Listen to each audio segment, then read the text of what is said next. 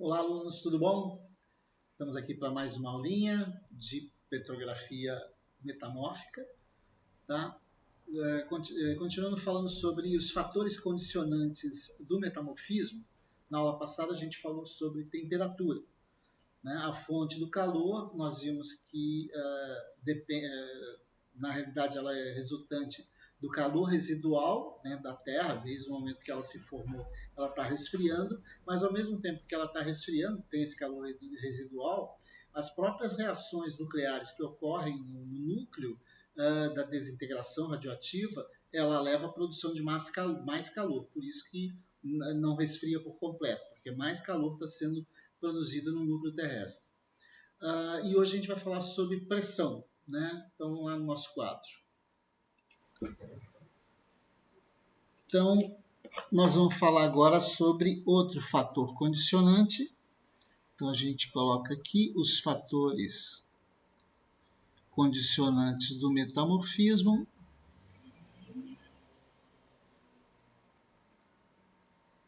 E o nosso próximo fator é a pressão.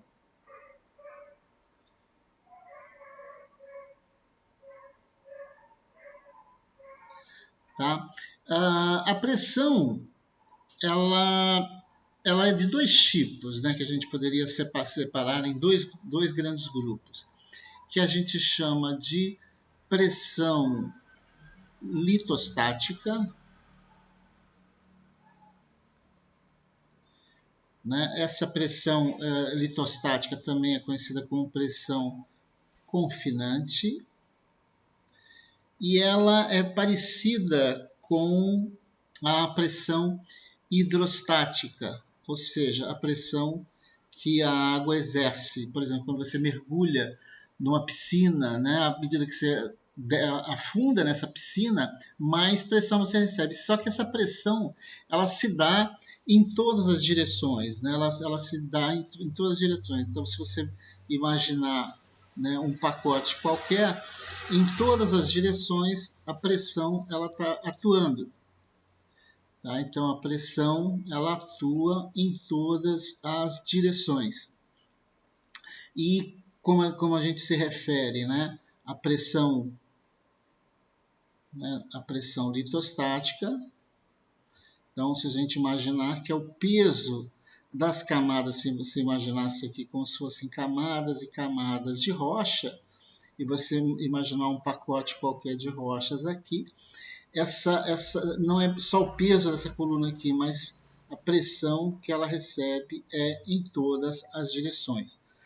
Tá? Geralmente utiliza-se como unidade de medida o bar, né? Ou quilobares, ou também pascal e gigapascal. PA pascal e gigapascal.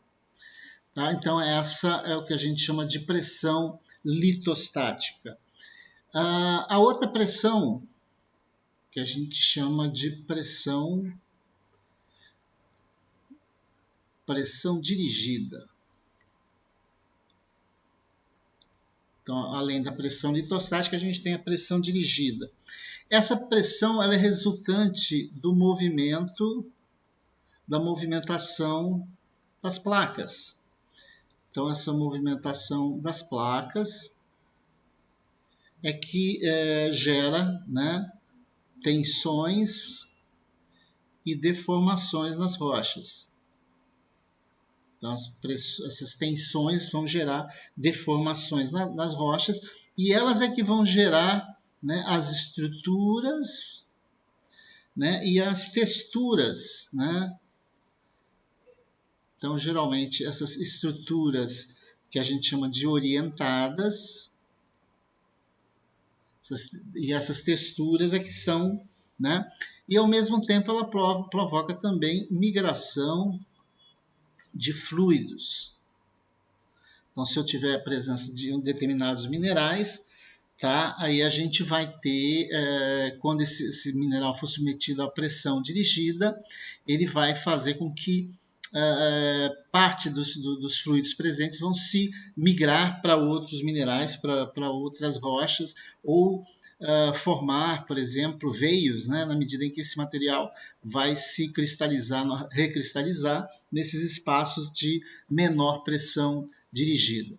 Então, a pressão dirigida é aquela, né, que a gente considera, por exemplo, como resultante de quando você tem, né, pressões. Então, você imagina uma pressão, né, dirigida aqui, né, uma pressão no limite convergente, e você vai, né, essa rocha, ao sofrer essa pressão, ela vai se deformar, gerando, nesse caso aqui, uma dobra, né, se o material for mais plástico.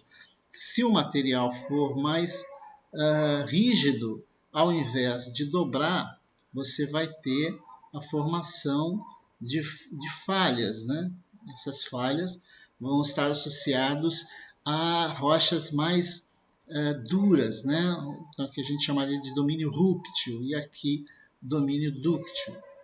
Tá? Então, basicamente, a gente tem essa diferença entre a pressão dirigida, que é a pressão, né, resultante do movimento das placas tectônicas. Lembre-se, pessoal, que o movimento das placas tectônicas é resultante também das correntes de convecção que estão atuando aqui no manto, né?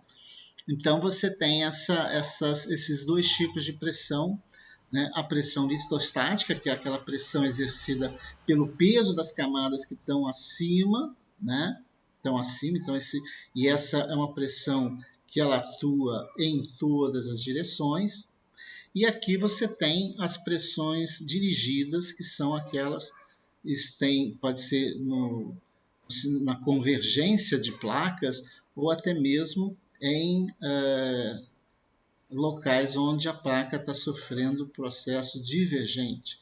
E aí pode dar início à formação de sistemas de grabens, né, com a formação de falhas normais associadas. Então, você tem esse material descendo, né, no caso.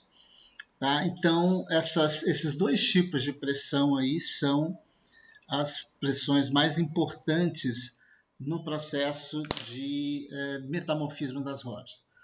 Então, como eu falei para vocês, temperatura é o calor residual e o núcleo terrestre, né, a desintegração radioativa, que gera o calor que vai fazer com que os minerais presentes nas rochas, ao se aquecerem, elas vão gerar reações químicas, essas reações químicas vão transformar minerais em outros. E, geralmente, pressão está associada à formação de estruturas, texturas, estruturas orientadas nas rochas em função das pressões. Tá? Então, basicamente, esses dois aí seriam os mais importantes. Na próxima aula, a gente continua falando sobre os fatores condicionantes do metamorfismo. Um abraço a todos.